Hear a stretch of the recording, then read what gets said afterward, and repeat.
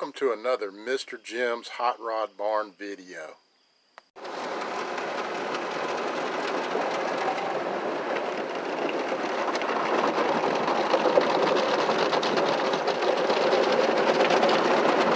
At the shop just to show you how I set up my compressed air system, the air compressors and running lines inside the shop here. One thing I did was I moved my air compressors outside under a awning because just the noise inside the shop. But what I've got, my main compressor is this Campbell Halsfield 80 gallon, and it's piped in through the PVC. I've got a hose here where I can disconnect it from the shop, and that hooks it all into the main shop right here. Runs in through this PVC right here. That's the other end of it, along the back wall right there. It comes through, and I've got this 60 gallon Sears. It's just the tank. The actual pump on the top burned up some years ago, and I just use it as an extra air storage. I've got them hooked together, so if I want to cut this on with the 80 and the 60, it gives me 140 gallons of air. Now this line right here goes through the wall into the inside of the shop, so we'll go in there and I'll show you what I got. Welcome to my mess in here. But anyway, the line runs through here, and this is the back side of it. Runs along the wall. Got runs all up under here. Actually runs through the wall there. Got a port there that I plugged off for the time being because I wasn't using it. And then out here into the main part of the shop. Got a line running down this wall with a quick disconnect out here to hook my air hose to. Runs up and over. That actually goes into the storage side of the shop there, so there's a quick disconnect on the other side of the wall there as well. Running over the doorway, there's another quick disconnect, and running down this wall. And I cut this the other night and turned this one outside right here to go back out this side of the shop. I'm building a room to put this Harbor Freight sandblaster in. I've got the 40-pound Harbor Freight portable sandblaster, and I've been trying to set it up where I use it. This thing goes through a lot of sand.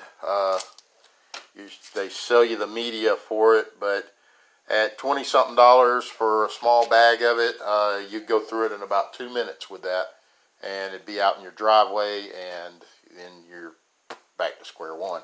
So you don't get a lot of blasting done with what comes in that. I use masonry sand and wear a respirator, and what I do is have to dry it out and sift it through a window screen. But it seems to work pretty good for just stripping frames and paint and things like that I'm doing out here. So you just got to be careful.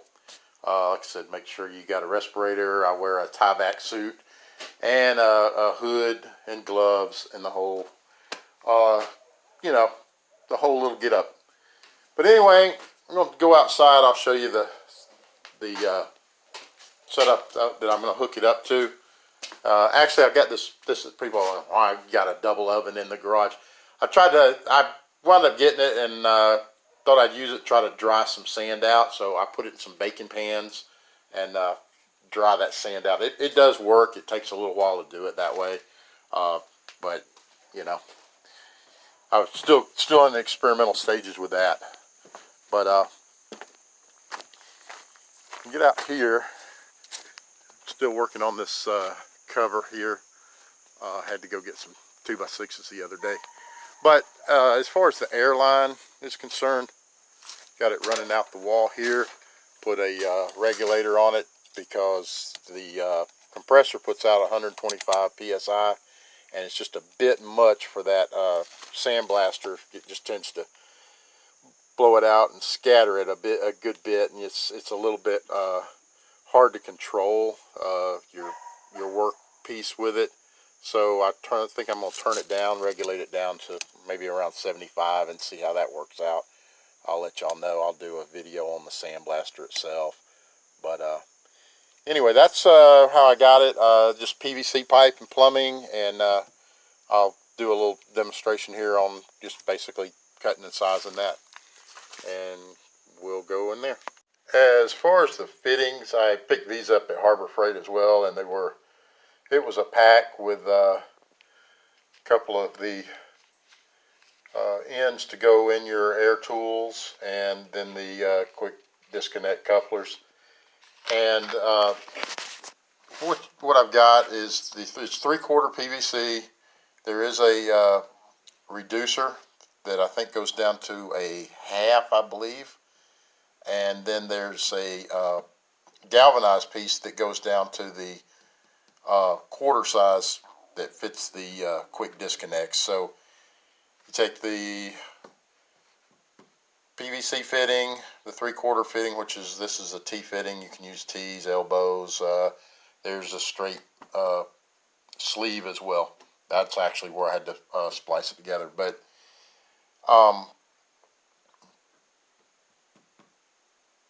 the quick disconnect will screw into the galvanized piece, and then the galvanized piece will screw into the piece that glues into the 3/4. So just glue all your PVC, then you get the threaded piece that it's got the female threads on the PVC and the male threads on the galvanized piece, and then your quick disconnect will screw into that.